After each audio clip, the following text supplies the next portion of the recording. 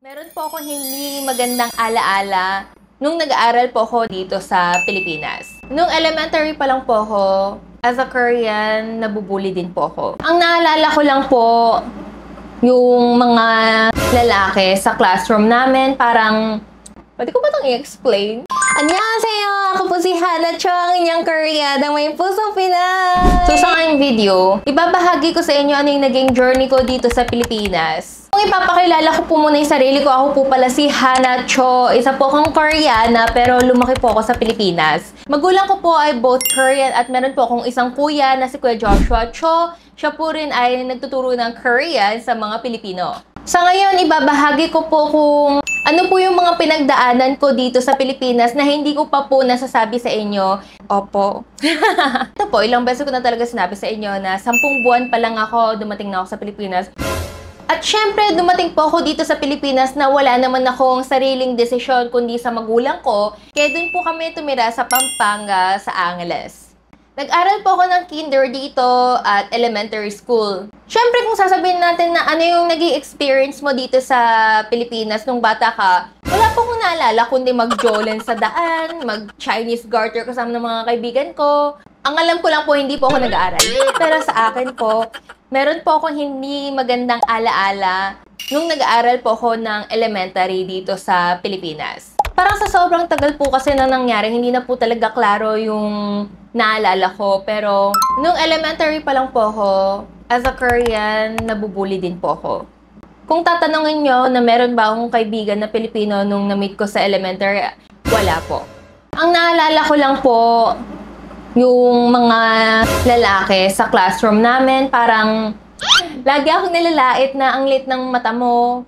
Meron po akong naalala na may isang lalaki na lagi akong nilalait na ang lit ng mata mo. Parang laging binibigyan sa akin yung space na pagiging mag-isa na hindi ka dapat dito sa grupo namin. Which is, iba kasi yung lahi mo, iba ka, iba yung mata mo, iba yung itsura mo sa amin. Kaya parang hinihiwalay po ako lagi sa mga kaibigan ko. Kaya one time, parang nagkaroon po kami ng away, no? Yun nga, parang naging aggressive masyado.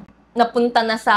Pwede ko ba itong i-explain? Napunta na kami sa yung pag-aaway. Yung mga bata, di ba, nag-aaway naman sila. So, hanggang napunta kami sa guidance office.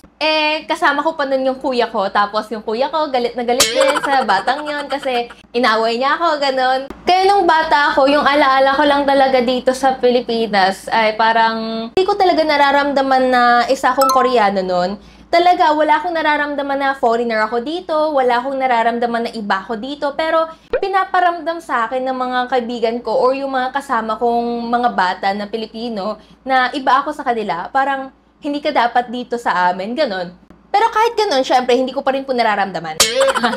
Kaya medyo naging ganun po yung elementary ko. Tapos, nung grade 6, lumipat po ako sandali sa isang school. Tapos, isang year lang ako noon. Tapos, nag-graduate na ako ng elementary ko. Kaya medyo, hindi ko rin po masyadong nakasama yung mga grade 6 friends ko. Anyway, tapos, nung naging high school po ako, lumipat po ako sa Korea. So, ito na po yung pangalawang chapter ko sa buhay na tinuloy ko po yung pag-aaral ko sa Korea for my middle school and high school. Sa totoo lang, baka isipin niyo po, okay ka na kasi kalahi mo na yung mga nandyan, okay ka na kasi nakakaintindi ka naman ng Korean. No, maling-mali po talaga. Kasi nang pagpunta ko po doon, grabe, sobra po akong na-stress sa sistema nila. Kasi ang pinaglakihan ko po ay Pilipinas, medyo chill lang, okay, parang mag-study lang, maglaro lang, kung mag-study, study lang, kung maglaro, laro lang, ganyan. Pero nung pumunta po akong Korea, parang sobrang stricto nila sa pag-aaral. Lahat sila nape-pressure sa mga pag-aaral. Kaya parang ako rin, nape-pressure ako sa pag-aaral. Kailangan kong parang tumakbo ng tumakbo para tumaas ng tumaas, ganyan. Parang grabe po talaga. Ilang beses na ako pumuntang hospital dahil na-stress ako. Magising ka sa umaga from 7 AM hanggang 9 PM, mag-aaral kayo, tapos may midnight study pa kayo. So parang ako, hindi po talaga ako nasasanay sa sistema ng pag-aaral nila. Pero syempre, meron din po akong mga naging magandang alaala. Hindi naman lahat mahirap. Syempre, may mga kasiyahan din na nangyayari. Pero ang naalala ko lang po talaga na nahirapan ako sa sistema ng pag-aaral nila. Nung natapos na yon, parang naka-adjust na ako sa Korea, okay? Parang feeling ko okay na ako dito, pero lumipat po ako ulit sa Pilipinas for my college. So, So, ito na po yung magiging chapter 3 ng buhay ko na tinuloy ko po yung pag-aaral ko sa Davao. Uy, bakit kailangan akong binibigyan ng mga challenges ni Lord? So, ito naman po yung naging kakaibang challenge na nangyari po sa buhay ko. Wala po akong magawa nun kasi yung parents ko po napunta sila sa Davao. So, ako rin po, syempre, susunod ako dun sa Davao. Alam nyo naman po yung Davao, syempre nagtatagalog sila pero ang ginagamit pa rin nila ay Bisaya. Kaya parang lahat ng mga paligid ko or mga kasama ko, nagbibisaya sila. Mas comfortable daw sa kanila magbisaya kaysa sa magtagalog. Kaya nagbibisaya sila. Wala akong maintindihan. So, syempre sa una, nag-tutor din po ako ng Bisaya para, okay, at least dapat basic alam ko. Pero alam niyo naman po yung Bisaya, kahit ang hirap din po siya parang i-explain kasi, di ko alam.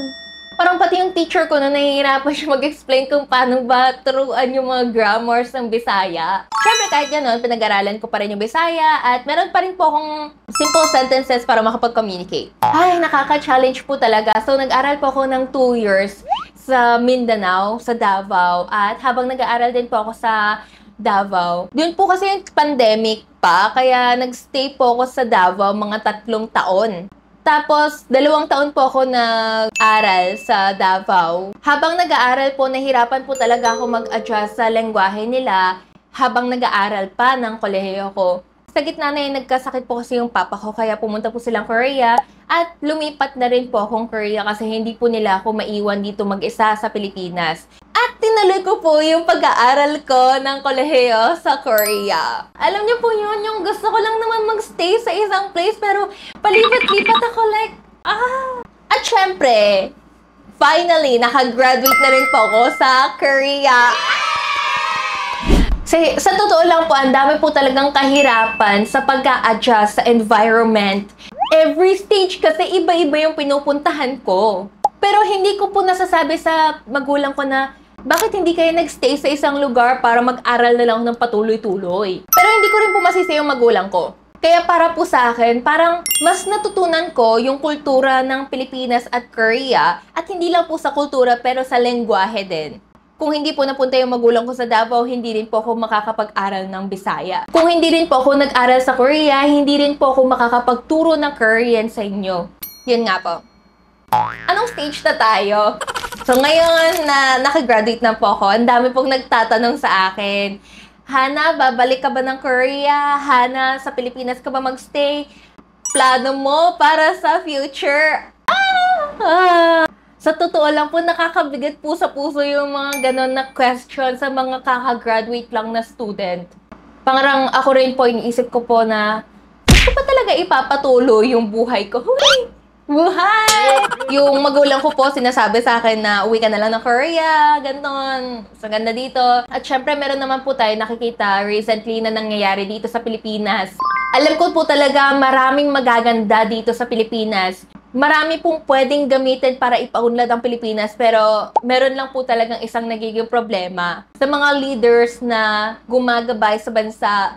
Pero naniniwala din po ako na magbabago ang Pilipinas at pipiliin ng mga tao mabuhay dito sa Pilipinas, hindi sa ibang bansa. Kaya tingnan na lang po natin sa ating next video kung saan ko po ipapatuloy ang buhay ko. Sana po sabay-sabay po natin tingnan kung ano pong mangyayari talaga sa ikinabukasan ko na Pilipinas ba or Korea ba? Kahit sa lang po sa ating next video, panoorin na lang po natin kung ano po yung mangyayari sa aking ikinabukasan. Bye!